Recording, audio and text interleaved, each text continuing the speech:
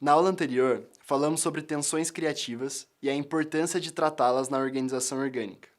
Nessa aula, a gente vai abordar um dos blocos básicos da construção de acordos na organização orgânica, o papel. Sem chefes ou intermediários para lidar com nossas tensões, a gente precisa se tornar bom na arte de fazer acordos.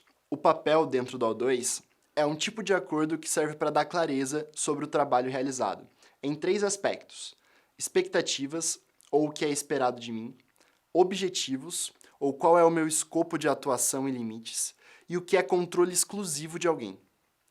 Para isso, nós utilizamos uma linguagem comum para denotar esses atributos. Vamos a um exemplo.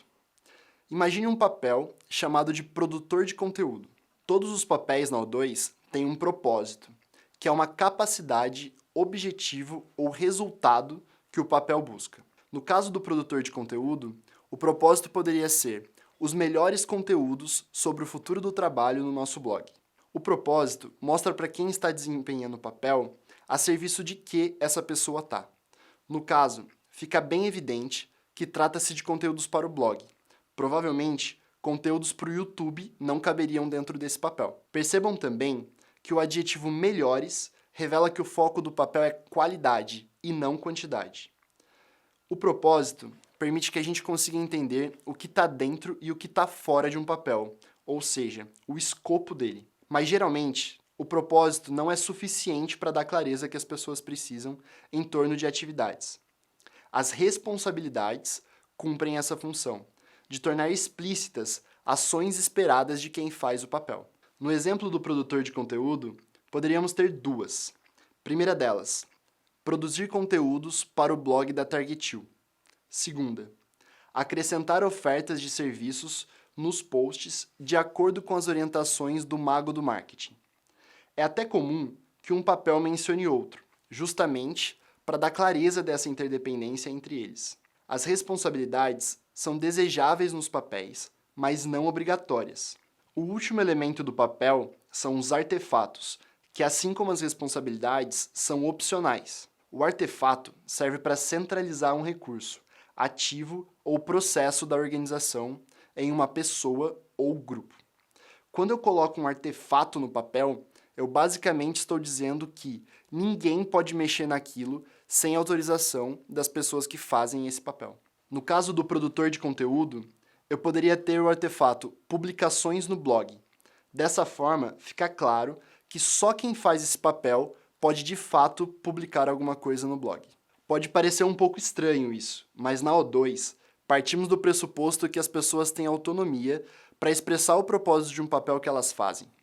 Isso significa que todos estão autorizados como ponto de partida a tomar uma ação. Mas o artefato denota um bloqueio, ou seja, dá para generalizar dizendo que tudo é permitido a não ser que guardado por um artefato. Na prática, existem outras limitações, como o próprio propósito do papel, as restrições, que vamos ver na aula mais para frente, e as próprias regras da O2. Uma coisa a destacar é que um papel é diferente de uma pessoa. Na O2, nós buscamos diferenciar esses 2 campos, que a gente chama de espaço organizacional dos papéis e espaço tribal das pessoas. Os papéis estão a serviço da organização, são mutáveis e temporários. Já as pessoas têm necessidades únicas e estão a serviço de muitas coisas. O papel também não é o cargo, porque geralmente uma pessoa faz vários papéis. Falando nisso, um papel também pode ser feito por várias pessoas. Quando uma pessoa está colocando energia num papel, servindo aquele propósito e atenta às responsabilidades, nós dizemos que ela está energizando o papel. Esse é um termo que a gente vai usar bastante daqui para frente, então é importante que ele fique na cabeça. Quando uma pessoa está energizando um papel, nós temos um conjunto de direitos e deveres associados a isso, que eu vou apresentar para vocês. O primeiro é o dever da expressão. É esperado que você dedique a energia para resolver as tensões a partir do seu papel. Ao invés de uma postura reativa, o que se espera na O2 é um trabalho constante de perceber as tensões criativas e tratá-las. Parece óbvio, mas esse óbvio precisa ser dito. O segundo é o dever da preservação, que diz que você não deve impactar os artefatos dos papéis que outras pessoas estão energizando sem antes obter essa permissão. O terceiro é o direito de agir por propósito. Você tem autonomia para agir para expressar o propósito do seu papel e ir além das responsabilidades descritas. O quarto é o direito de recusar pedidos. Você pode recusar pedidos caso você acredite que eles não contribuem para o propósito do seu papel. A única exceção é se existir uma responsabilidade explícita no seu papel dizendo que você tem que fazer isso.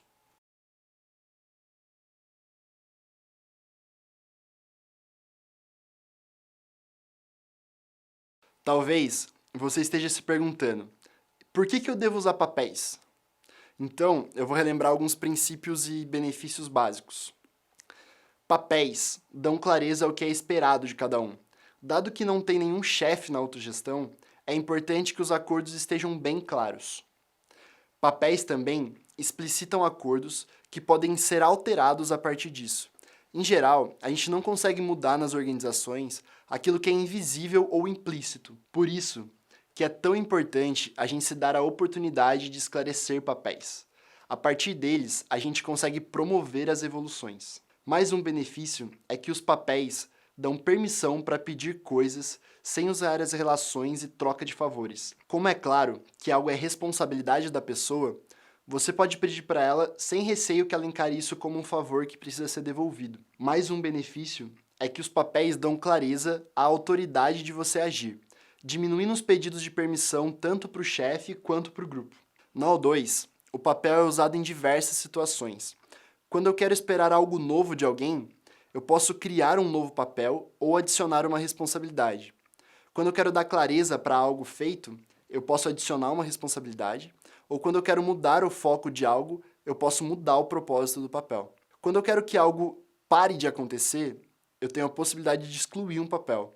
Quando eu quero centralizar algo, eu posso adicionar um artefato. E quando eu quero descentralizar algo, eu removo um artefato.